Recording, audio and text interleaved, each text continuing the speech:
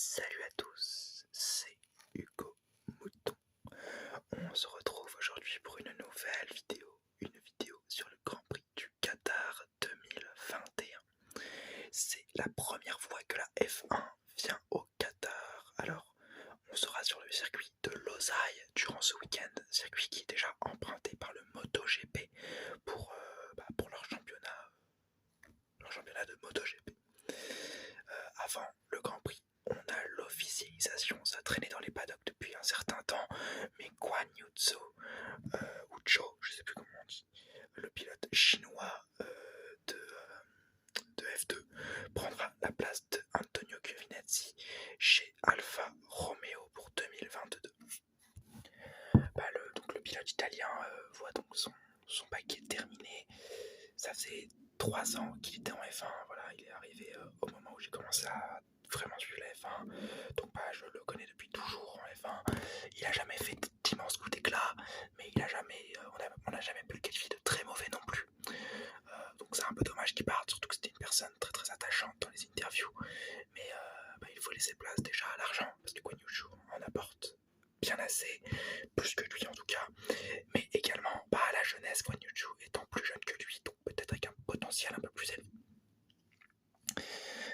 Et avant ce week-end d'ailleurs, dernière petite info avant qu'on démarre le week-end, il n'y aura pas de suite pour l'incident Hamilton-Verstappen qu'il y avait eu au Brésil, quand Verstappen emmène Hamilton au large dans le virage 4. Pas d'incident, voilà, c'était encore en cours d'inspection. Durant le week-end, on nous attend qu'il n'y aura pas de sanction, rien de tout ça. Ce qui énerve légèrement Mercedes, on peut l'imaginer. Mais bon, Hamilton a gagné dans tous les cas, donc c'est pas très très grave pour eux. Commençons tout de suite avec la FP1.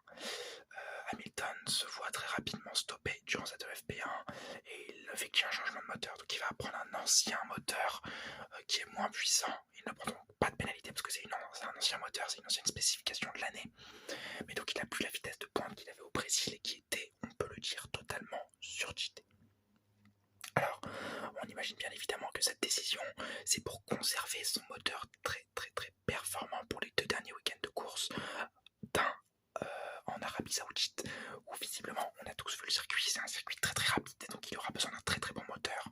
Et à Abu Dhabi, parce que c'est le dénouement du championnat du monde, il aura besoin d'un moteur pour gagner si ça doit se jouer sur la dernière course. Alors, en même temps, le circuit de Losail, tous les autres pilotes le découvrent, excepté Mazepin et Checo. Alors Mazepin, il y est allé en 2014 et Checo en 2009, donc ça remonte bien gentiment. Mais bon, c'est une sorte de petite redécouverte pour tous les pilotes qui découvrent les limites de piste également. Beaucoup de temps sont annulés à cause des limites de piste. Max Verstappen est le plus rapide, tandis que Stroll a un problème sur sa voiture et donc doit rentrer au stand. Et Lando Norris abîme son fond plat sur les vibreurs. Alors quand on prend un peu trop au large certains vibreurs de cette piste, on a tendance à abîmer le fond plat, ce qu'il faut éviter de faire et ce qui déplaît légèrement aux ingénieurs McLaren et à Lando Norris lui-même qui s'en plaint à la radio. Sur cette FP1, Gasly est second, donc très très bon classement pour Gasly. En FP2, le fond plat racle beaucoup le sol, provoquant des dégâts importants sur toutes les monoplaces, et en l'occurrence sur Mazepin qui ne prend même pas part à la session pour des réparations de son fond plat de la part de ses mécaniciens Haas, son fond plat étant trop abîmé. Cette semaine, c'est Red Bull qui a un problème avec l'aileron arrière. La semaine dernière, c'était au Brésil, c'était avec Hamilton qui s'est fait disqualifier. Là, pas de disqualification, mais en tout cas, Verstappen et Perez passent une bonne partie de leur deuxième séance dans les stands pour une séance de réparation d'aileron arrière. On voit surtout en piste au premier passage l'aileron arrière de Perez totalement partir en couille. C'est-à-dire que c'était très malléable alors il a juste ouvert le DRS, ce qui est interdit. Et donc ils ont dû réparer ça avant les qualifications. Plusieurs pilotes partent au large, à l'image de Leclerc, qui c'est assez impressionnant d'ailleurs parce qu'il prend l'herbe, le gravier, et il en ressort quand même. Et Bottas est le plus rapide devant. Une nouvelle fois, Pierre Gasly, qui est deuxième de cette FP2. Gasly visiblement très bon ce week-end. En FP3, les Mercedes sont très rapides avec Bottas qui est P1 et Hamilton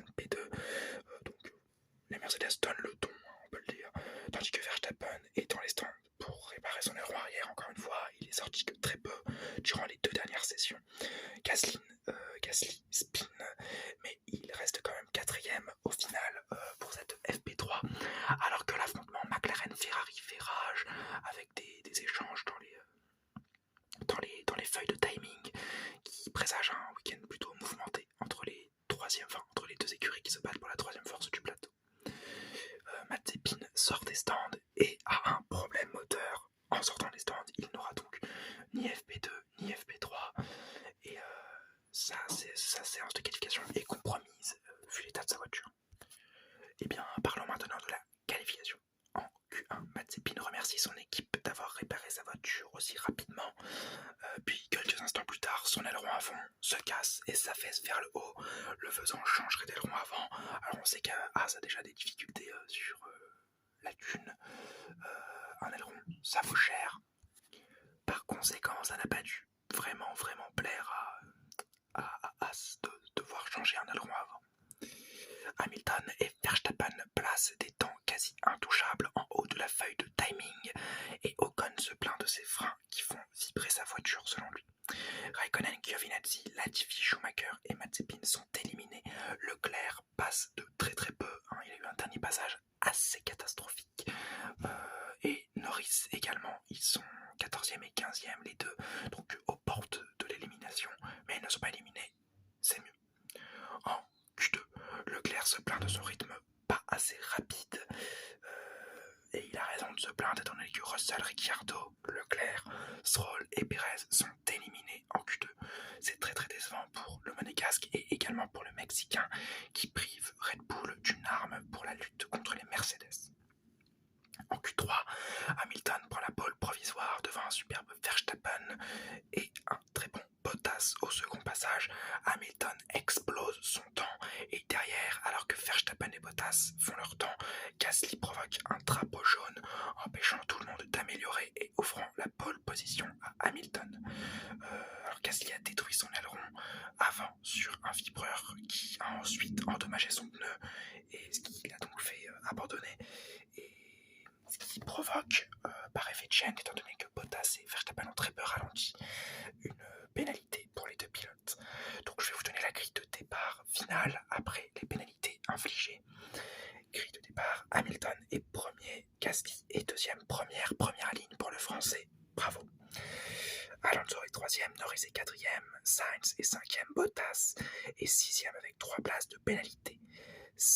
Verstappen est 7ème avec 5 places de pénalité. Alors, pour non-respect des doubles drapeaux jaunes pour les deux. Voilà, les deux pilotes sont pénalisés. Tsunoda est 8ème, Ocon est 9ème, Vettel est 10ème, Perez est 11ème, Stroll est 12ème, Leclerc est 13ème, Ricciardo 14ème, Russell 15ème, Kimi Raikkonen est 16ème, Latifi est 17ème, Giovinazzi 18ème, Schumacher 19ème et Mazepin 20ème. La course, bon départ de Hamilton qui prend la tête, qui est déjà en tête mais qui garde la tête. Derrière lui, Alonso et Gasly se battent. L'Espagnol prend le dessus sur le Français. Encore derrière, Verstappen gagne 3 places au départ avec un dive bomb de l'enfer, tandis que Bottas lui en perd 3, il a un peu patiné au moment de partir. Perez passe Stroll à la fin du premier virage et Alonso reste devant Gasly avec un Verstappen très rapide derrière lui qui dépasse le français au DRS au tour 4 dans la ligne droite de départ et qui fait de même au tour 5 sur Fernando Alonso. Au tour 6, Verstappen demande à la radio s'il doit éviter les vibreurs. C'est un message assez inquiétant quand même, il y a 56 tours de course, donc si au 6e tour Verstappen fait déjà part de ses doutes sur la solidité de la monoplace, ça va pas aller. Tour 7, Perez passe Sainz, mais les zigzags de l'Espagnol lui font lâcher l'accélérateur et Sainz repasse. Tour 10, Tsunoda pit pour des médiums et tour 11, Raikkonen limite. Au tour 12, c'est Gasly qui est passé par Lando Norris puis par Perez au tour 13. Au tour 14, il s'arrête visiblement en perdition, il n'a pas trop de vitesse, ce qui déconne un peu par rapport aux séances d'essai libre qu'on avait vues en début de week-end. Au tour 15, Bottas remonte enfin et passe Carlos Sainz pour la 7ème place. Au tour 16, Perez passe Norris, pareil, le Mexicain remonte. Au tour 18, c'est Verstappen qui fait bouger la tête de course en s'arrêtant pour des durs et en ressortant juste devant Alonso qui est 3ème. Il conserve donc sa seconde position. Hamilton suit la stratégie de Verstappen contre son gré et repart premier devant un Verstappen assez lointain. L'undercut n'a pas fonctionner. Au tour 20, Pérez s'arrête pour des durs et au tour 24, c'est Alonso qui pite pour essayer de passer devant Pérez, ce qui est réussi. Il passe même devant Ricciardo, donc un arrêt tout à fait exceptionnel pour l'Alpine. Retrouvant sa place sur le podium. Au tour 25, Pérez passe Ricciardo pendant que Ocon pite et ressort 12e. Au tour 26, c'est Norris qui pite et qui ressort derrière Gasly. Alors c'est vraiment une vague d'arrêt au stand. Leclerc est passé par Alonso au tour 27 et maintient Pérez derrière lui, mais se fait passer un peu plus loin après par le Mexique. Les deux Ferrari rentrent pour un double arrêt au stand au tour 28 et au tour 29, Alonso et Pérez se battent pour la 4e victoire du Mexique. La 4e place, pardon. Pour la 4e place du Mexicain, enfin qui est remportée par le Mexique. Au tour 34, Bottas crève et passe dans le bac à gravier. Il fait quasiment tout un tour avec un pneu avant gauche crevé et il s'arrête pour changer d'aileron et de pneu. Il ressort 14e. C'est très décevant étant donné qu'il était 3e à ce moment-là de la course. Et malgré le fait qu'il ait mis quelques graviers sur la piste, pas de safety car déployé pour cet événement. Au tour 36, Gasly anticipe son arrêt de peur d'une crevaison et il ressort 11e. Au tour 42, c'est Verstappen qui s'arrête pour essayer d'attraper le meilleur tour en course, suivi de Pérez, puis Hamilton au tour 43.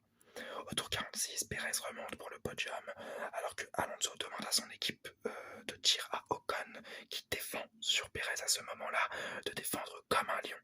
Malheureusement, au tour 47, après avoir passé Lance Stroll, Pérez s'attaque à Ocon, qui se défend tout de même pendant quelques virages, mais qui se fait dépasser.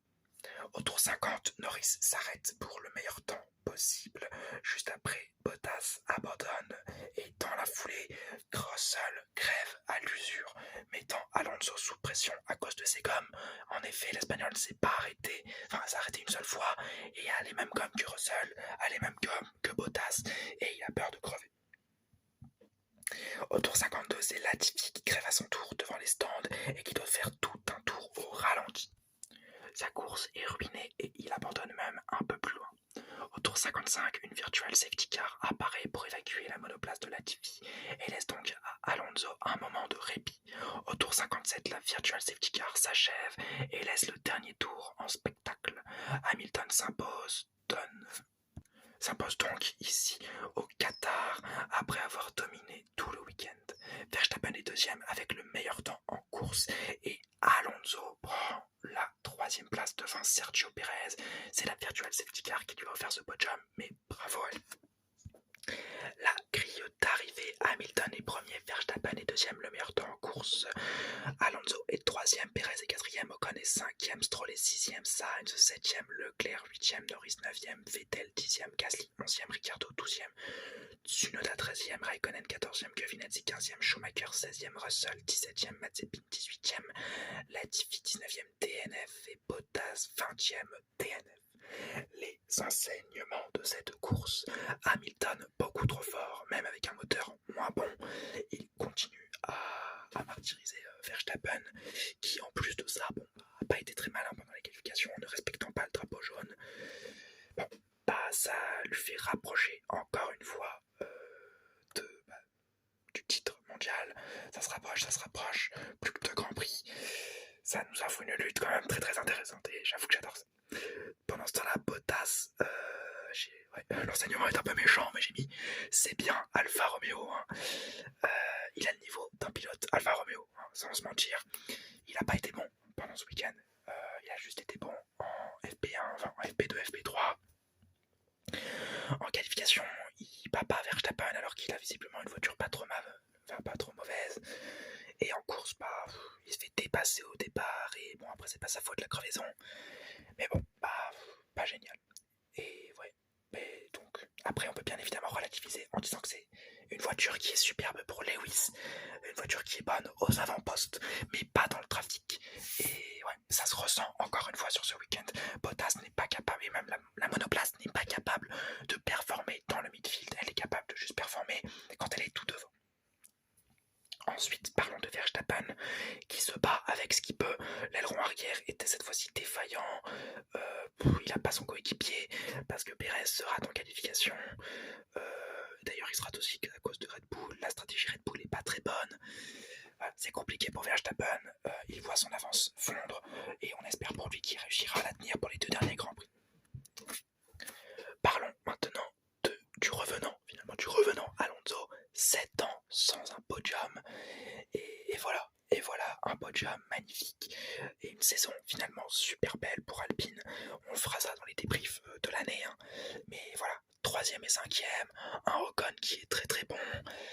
AlphaTauri au tapis, parce que là, ça prend trop de points d'avance. Hein. Il faut visiblement un podium pour que AlphaTauri puisse peut-être aller chercher cette 5e place constructeur.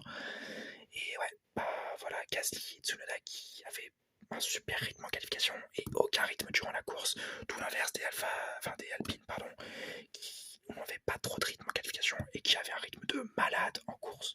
Donc vraiment bravo à Alonso, bravo à Ocon pour sa petite défense sur Perez qui offre le podium à Alonso. C'est un joli retour d'ascenseur après ce que l'Espagnol avait fait pour le Français en Hongrie. Parlons de la 3e place au constructeur. Ferrari est moyen, McLaren est très moyen. Donc Ferrari 8e et 8e et combien, ouais, 8e et 7e, pas trop mal. Norris 9e et Ricciardo est 12e, un peu moins bon pour McLaren. Le titre de 3e force du championnat s'approche pour Ferrari. C'est pas encore gagné, c'est jamais rien gagné parce que ces places-là, ils peuvent aller chercher des podiums.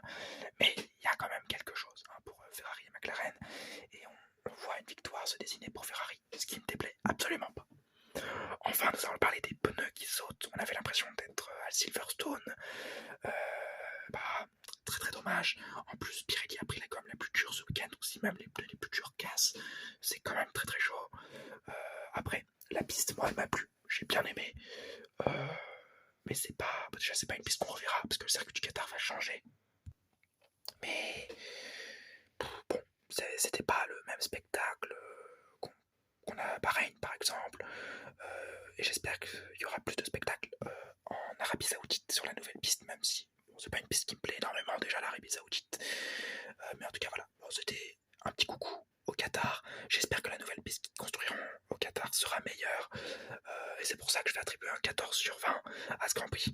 Ça aura été un très bon Grand Prix, hein, avec beaucoup d'action, les crevaisons qui donnent un petit peu de drama, mais bon, il n'y aura pas eu trop de bataille non plus, et ce sera fait sur l'usure et sur les erreurs de chacun, donc bon, pas vraiment un Grand Prix que je suis surkiffé, mais pas un mauvais Grand Prix. Et bien voilà, c'est déjà la fin de cette vidéo, j'espère qu'elle vous aura plu. Si c'est le cas, le petit like, le petit commentaire, le petit abonnement. Si vous avez des idées de vidéos, parce qu'en ce moment je fais souvent des vidéos sur la saison 2021, que je vais finir bien évidemment. Mais si vous avez d'autres idées de vidéos, des sujets de vidéos à traiter que vous voulez que je traite, n'hésitez pas à m'en faire savoir dans les commentaires. J'espère vous avoir détendu. Et n'oubliez pas, Forza Ferrari!